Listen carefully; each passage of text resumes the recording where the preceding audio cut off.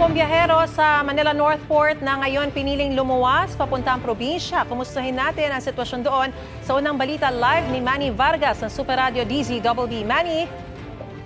Yes, magandang umaga. Patuloy ang pagdating ng mga kababayan nating pabiyahe patungo ng iba't ibang destinasyon sa bahagi naman ng Mindanao ngayong araw na ito ng Lunes.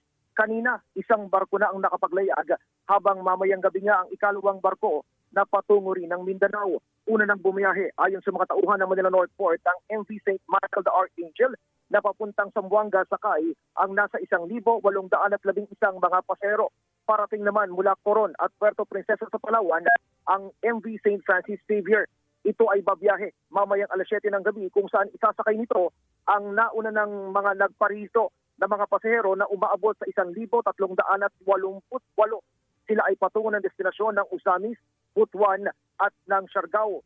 Inaasahang ang mga biyaheng ito ay makararating bukas o kaya ay sa mismong bisperas ng Pasko para makapagdiwang kasama ang kanilang mga mahal sa buhay, ang mga lulan na pasahero.